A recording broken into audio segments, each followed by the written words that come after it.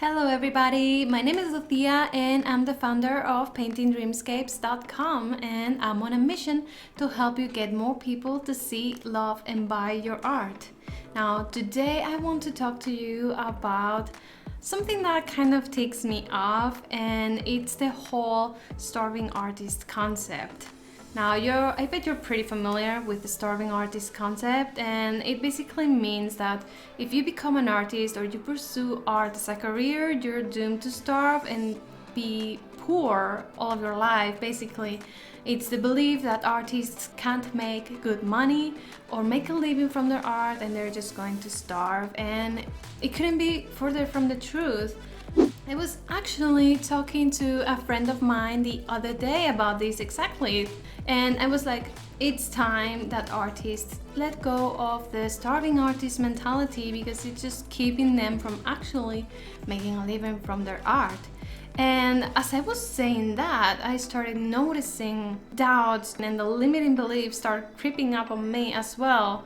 And I started thinking, well, it's true that artists can make a living from their art, but there are so many people that try and never achieve it.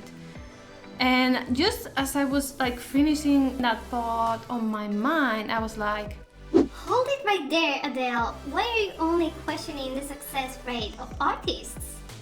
why do we only talk about starving artists as if there were no unemployed doctors, architects, counselors, teachers, construction workers, nurses? Anybody in any field can be unemployed, or they can just reach an underwhelming level of success. It's not just artists.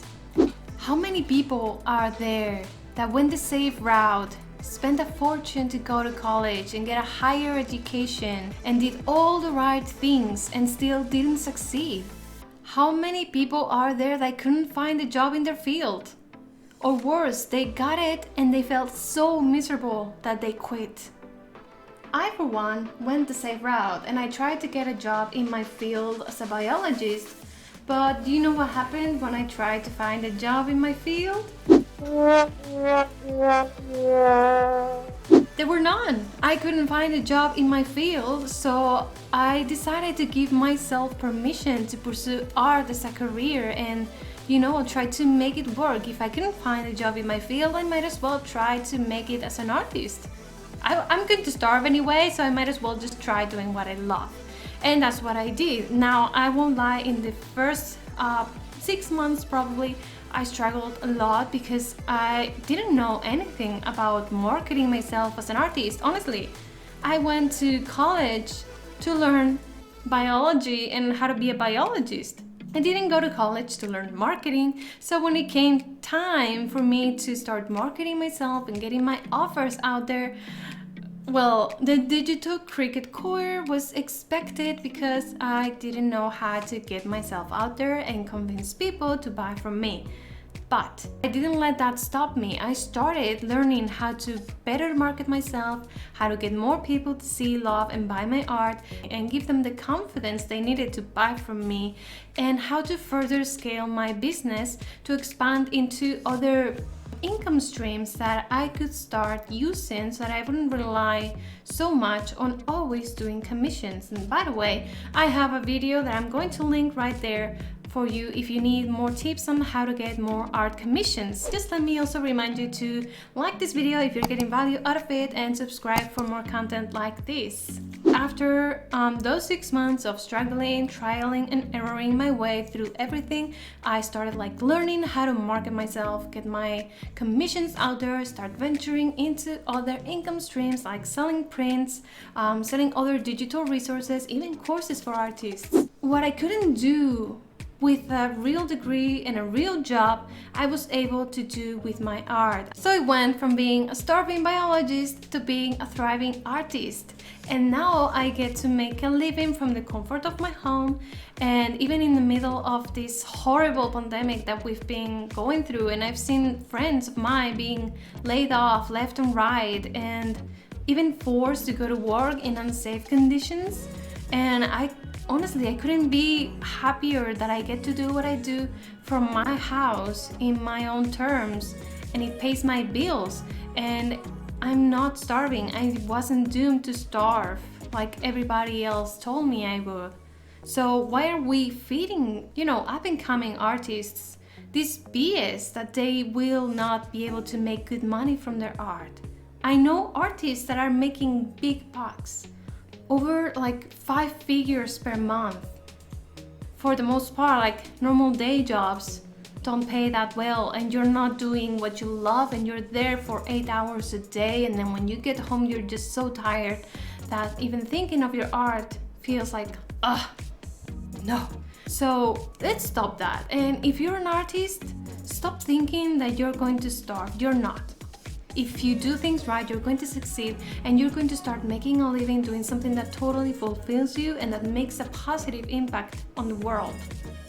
And if you're not an artist, but you have artists in your life, or they're your friends, or you just know them, encourage them and tell them that this starving artist is just a myth and it's just a stereotype that we need to eradicate, and encourage them to pursue art as a career if that's what they love. But now, I'm not just going to tell you to just blindly tell them to pursue art as a career and hope that they can figure it out on their own. So what I recommend is that you do these 3 things. These are the 3 things you need to have in place if you want to make a stable income from your art. Number 1 is that you want to have an offer that people want to buy. Now, please don't waste time trying to think of what they want to buy. Ask them. The easiest way to create what they want from you is to ask them, whether that eventually is commissions or prints, or maybe even like learning from you through classes or other resources that you can make available. Just find out what they really want from you. Like if you ask them, and this will not be awkward at all, if you ask them, you will have information to make a decision on what to sell, and you will know for sure that it will sell and it will generate money for you. So you need to have an offer that you know for sure is going to sell, and that will save you a lot of time throwing spaghetti at the wall. So just ask them what they need from you and then create that. Now, number 2 is that you need to have the right messaging in place, because it doesn't matter if you have right offer, right audience, if the messaging is off. And I actually have building a story brand book here, and totally recommend it if you're struggling with your messaging and showing your ideal clients how what you're offering is going to benefit them and solve their problems or help them, whatever it is that your offers help them with. So if you create the most beautiful paintings, you'll want to convey to them that with your art on their walls, their house is going to look like the most amazing high-end house, and it's going to make everybody wonder where they got that and be all jealous. So get the book if you want, it's amazing. And the key here is to convey how what you're offering is going to improve your client's life. And I'm not telling you to lie, I'm not telling you to make up stuff that's false. You want to be honest, but your content is going to improve people's lives in some way, and it's your mission to convey this to your clients. And if you do, I can guarantee that you're going to be making steady income. And number 3 is that you need to have a strategy in place, because it doesn't matter if you have the right offer and the right audience and the right messaging if you have the wrong strategy. Now, what do I mean by strategy? You need to have a few pieces in place to create a funnel. So a funnel is simply a way to lead people into your offers and get them to buy from you. So in this case, you need to have a way to attract more people to your art and to the page where you are offering whatever it is that you're currently selling, whether that's commissions, resources, classes, anything. You need to have a way to drive this, to grow your audience and your visibility and get more people to see your art and what it is that you offer, to increase the odds that they will buy from you. So when you get more people to see your art and what you're offering, the odds of making a sale go up. So that's one thing that you need. It's a source of traffic, a source of qualified people that could be your potential clients, and then you need a way to get them to see what you are offering. So For example, if you have a gallery online or you have a YouTube channel like mine, make sure that you're always showing people where to go to buy from you. Don't make them beg for it, don't make them search everywhere for it. Make this as easy and simple for them as possible so that they know if they want to buy, or even if they don't want to buy, but they're interested in perusing what you have to offer. Point them in the right direction.